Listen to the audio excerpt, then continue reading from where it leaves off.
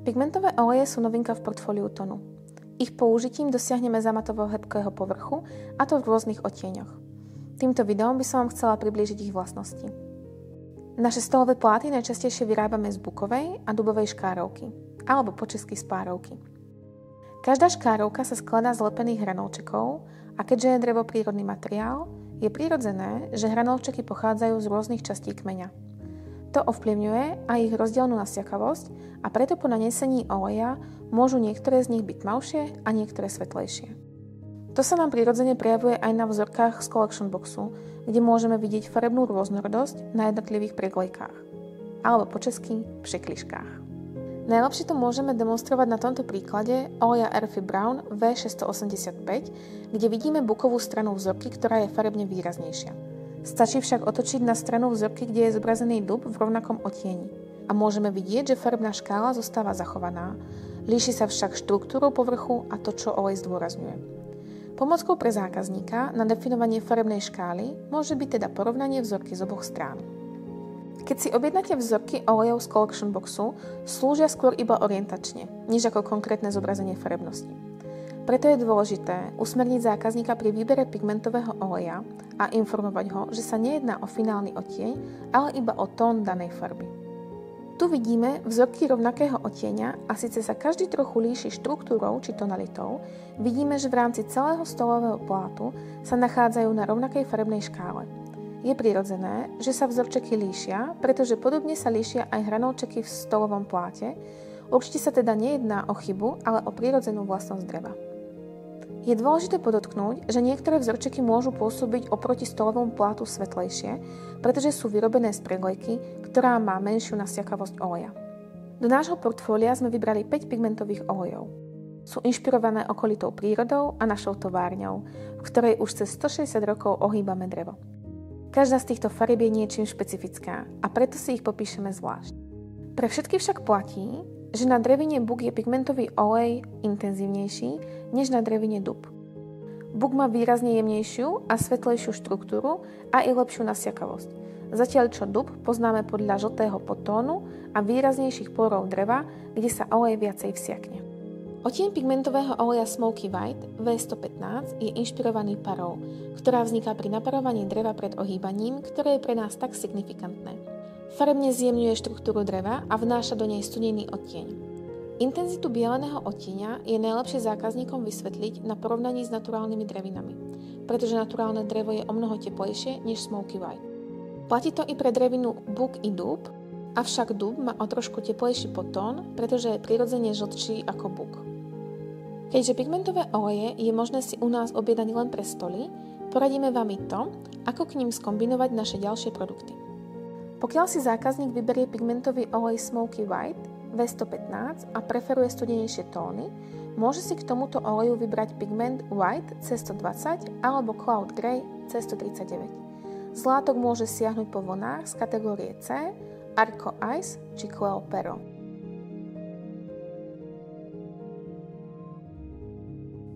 Teraz sa dívame na prírez teplejších materiálov, ktoré je vhodné i vzájomne kombinovať. Vybrala som kožu Prescott Clay z kategórie 1, ktorá je veľmi príjemná na dotyk. A dve vlny, konkrétne Lowlands 521 z kategórie B a Arco Jasmine z kategórie C. K všetkým týmto trom materiálom je možné kombinovať produkty v pigmente Mocha Beige C610 alebo v morení Light White S110, ktoré spolu vytvoria jednotný celok. V prípade, že to chceme farebne rozohrať, môžeme použiť túto jemnú látku z kategórie A, ktorá sa volá Cura 62125, ktorej žltý podtón vytiahne látka Fjord 2 0422 z kategórie D. Celok dotvoríme pigmentom Resin Yellow C450. Pokiaľ chceme kombinovať s týmto olejom produkty v naturále, či už z buku alebo z dubu, môžeme použiť látku Arco Blossom a rozohrať tak jedinečnú kombináciu pre milovníkov dreva. Nádych lesnej hmly odráža pigmentový olej Misty Green V520. Pri výbere tohto odtieňa nás inšpirovali lesy v okolí Hostína, pod ktorým sa nachádza naša továreň. Keďže Misty Green sa krásne doplňa so Smoky White, tak už túto kombináciu je vhodné spolu používať. Výhodou to môže byť napríklad u kombinovaní konferenčných stolíkov, ako sú Triple Y či POV, ktoré sa krásne doplňajú. Tento fakt potvrdzujú i ostatné materiály z Collection Boxu, ktoré ako vidíte sú vhodnou kombináciou rovnako ako u oleja Smoky White. Okrem jemných neutrálnych tónov sa Mystic Green vizuálne prepája i so zelenými odtieňmi, a to konkrétne s pigmentami Pebble Green C540 alebo s tmavším Deep Green C570. K obom týmto pigmentom sa hodia zelené odtiene látok z nášho portfólia. Vybrala som napríklad látku z kategórie A, Cura 68182, Arco Pont a Cleo Salbei z kategórie C, ktoré v sebe skrývajú jedinečnú štruktúru vďaka farebným nitiam, a dostupnejšou variantou by mohla byť koženka Grain Ceniza z kategórie A. Pokiaľ preferujete kombinácie tón v tóne, môžete vidieť, ako nám tieto materiály krásne doplňajú už spomínané zelené pigmenty. V prípade, že preferujete štruktúry, môžete k nim pridať Cleo Salbei a Arco Pont.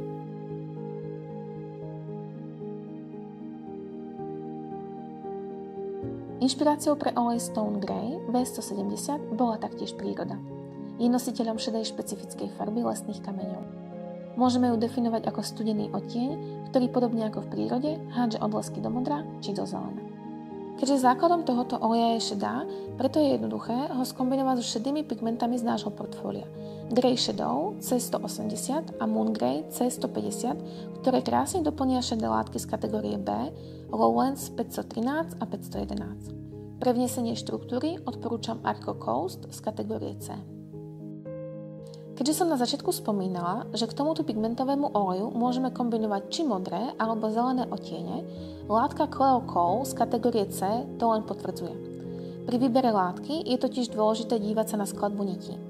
Keď sa pozrieme detálne na túto látku, vidíme, že je zložená zo zelených a modrých nití, čo nám umožní ju nakombinovať oboma farebnými smermi. V prípade, že sú vám bližšie zelené teplejšie tóny, môžete látku Cleo Kohl doplniť o morenie Forest Green B580 v kombinácii so štrukturovanou látkou Fjord 2 0961 z kategórie D alebo jemnejšou látkou Lowlands 575 z kategórie B.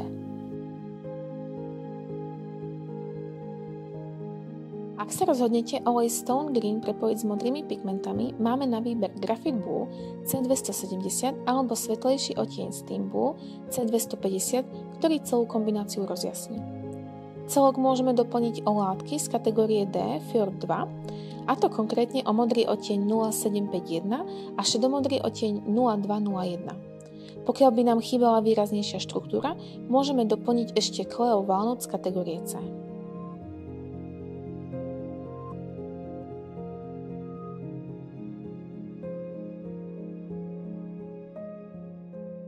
Do portfólia olejov sme vybrali dva hnedé odtiene. Earthy Brown, ktorý je tmavší a už podľa názvu napovedá, že je inšpirovaný tmavými zemitými tónmi. Druhý z nich je Bark Brown, u ktorého bola hlavnou inšpiráciou kôra stromov. Oproti Earthy Brown je svetlejší a teplejší. Pre oba tieto oleje platí, že majú intenzívnejšiu tonalitu u bokového dreva. U oleja Bark Brown môžete vidieť, ako vyzerá naturálna šklárovka v priečnom reze. Ako som spomínala v úvode, u šklárovky je veľmi dôležitá orientácia hranolčekov pri lepení. Striedanie pravej a ľavej strany zabraňuje zvlneniu stolovej dosky. V problematike pigmentových olejov to znamená, že rôzne smery dreva majú rôznu nasiakavosť, ktorá môže spôsobiť farebné odchýlky. Túto vlastnosť je dôležité vnímať ako výhodu masívnych stolových plátov, pretože s výraznením kresby dreva dokážu pigmentové oleje vniesť jedinečnosť do každého stolu. Tmavé zemité tóny, ktoré sa odrážajú v oleji Earthy Brown, je najjednoduchšie skombinovať s odtieňom Black Grain B123 či moreniami Dark Wenge 105 a Coffee B4. V prípade, že sa držíme čiernej minimalistickej farby, vybrala som znovu prierez rôznych kategórií. V kategórii A by sme si mohli zvoliť látku Renew Loop 60999 z kategórie C Arco Ebony, a medzi našimi najkvalitnejšími kožami Elmotic, ktoré sú príjemné na dotyk, nájdete čierny odtieň 99001. Medzi tieto tmavé odtiene môžeme ešte pridať Arco Secret, ktorá má mierny nádych do modra. Túto farebnú kombináciu by som vám chcela ukázať práve na drevine Book, ku ktorej je ideálnou voľbou morenie Dark Chocolate B112 a látka Cleo Magma z kategórie C. Keďže sa znovu jedná o štrukturovanú látku, je dôležité dívať sa na jej skladbu nití. V tomto prípade je vhodné kombinovať či už hnedé alebo modré odtiene. Ja som pre podporenie prémiového vzhľadu vybrala kožu Elmotic 93957 a pre tých, čo sa neboja farieb, môžeme túto kombináciu spestriť modrou Elmotic 77875, ktorá dotvorí harmonický celok tejto kombinácie.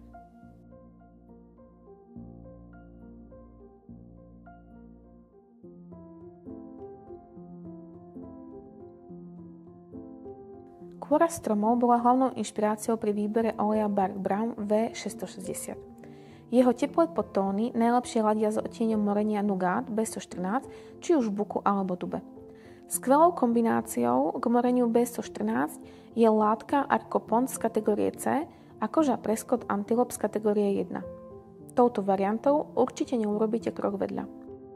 V prípade, že sa budete držať hnedých odtieňov, máte na výber znovu z rôznych kategórií. Z kategórie A Renew Loop 61280, z kategórie C Arco Coast a z kategórie D Fjord 2 0262. Všetky tieto látky znovu môžete doplniť o Nougat B114. V prípade, že inklinujete k svetlejším tónom, môžete k oleju Bark Brown zvoliť pigment Mocha Beige C610 a doplniť ho o látku z kategórie A Cura 62125. Zákazníkom, ktorí sú milovníci prírodných materiálov, môžete odporučiť znovu jednu z našich najkvalitnejších koží Elmotic. Tmavší odtieň 43807 alebo svetlejší 43024. Pre rozjasnenie môžete ešte pridať vlnu z kategórie B, Lowlands 521 alebo Arco Jasmine z kategórie C, ktorá do tejto kombinácie vniesie trošku štruktúry. Drevo je prírodný materiál a preto je v poriadku a autentické, pokiaľ farebný povrch nie je rovnomerný, ale má svoju prirodzenú kresbu. Práve vtedy, ak zákazník inklinuje k originalite prírodných materiálov, by ste mu mohli doporučiť dokončenie pigmentovým olejom, ktorý krásu materiálu vyzdvihne.